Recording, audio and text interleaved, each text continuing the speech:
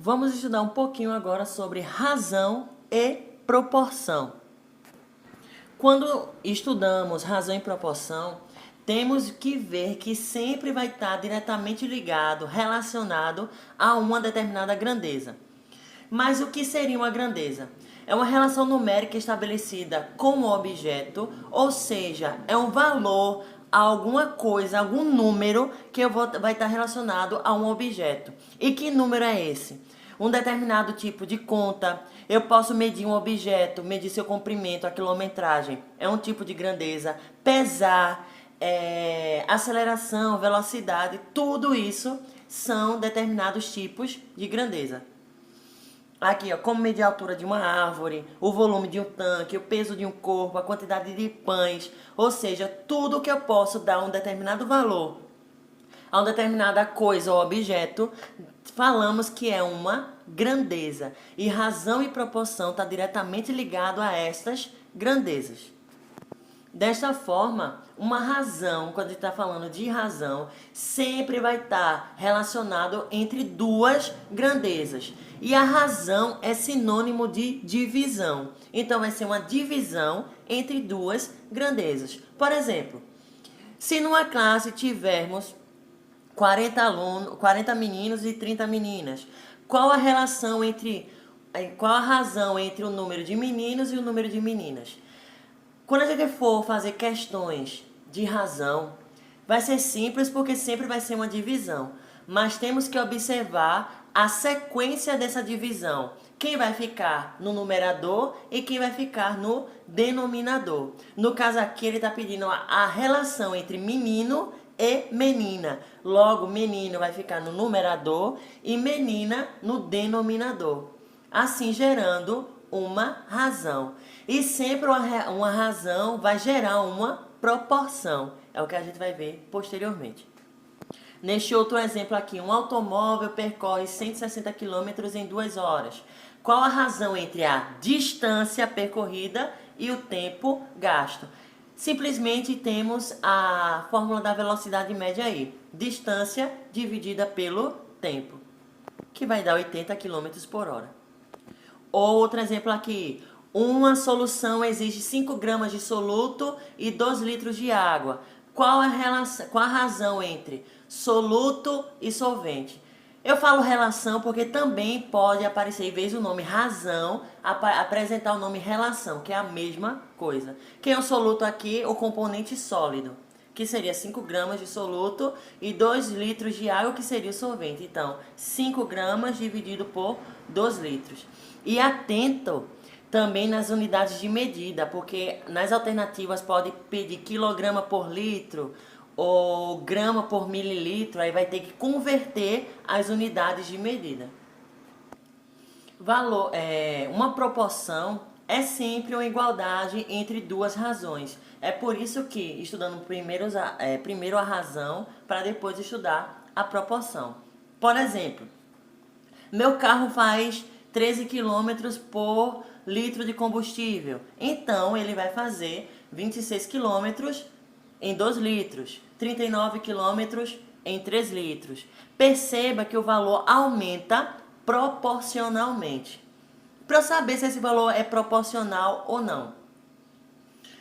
13 e 1 litro de combustível. Vamos fazer essa relação. Lembra que é sempre igualdade entre razões. Então, a gente vai ter que dividir os números.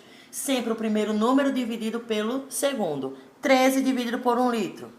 Aí vai ser 26 dividido por 2 litros. 39 dividido por 3 litros. Se a gente dividir 13 dividido por 1, 13. 26 dividido por 2, 13. 39 dividido por 3, 13. Se os valores da divisão dessas razões eles forem proporcionais, logo é uma proporção. Entendeu? Então sempre vai ser uma igualdade entre razões e na divisão desses valores, se forem iguais, independente do valor que seja, vai ser uma proporção. Antes de ver as regrinhas aqui em cima, quando a gente vai relacionando a mesma espécie de grandeza, por exemplo, metro com metro, velocidade com velocidade, a gente não é preciso colocar a unidade de medida no final do resultado. Mas se for distância por tempo, aceleração por velocidade, é obrigatório que coloque uma unidade de medida quando essas razões, essas grandezas forem diferentes. Então, o primeiro caso é o caso mais simples que tem, de razão e proporção, que é só uma regrinha de 3. A vezes D igual a B vezes C. Se for uma questão simples, nesse caso a gente só faz uma regrinha de 3. Tem outra forma. Se não conseguir com esse, tenta com uma dessas duas aqui. Vamos para o segundo ponto. A gente vai fazer a relação soma, que é somar os denominadores e somar os numeradores.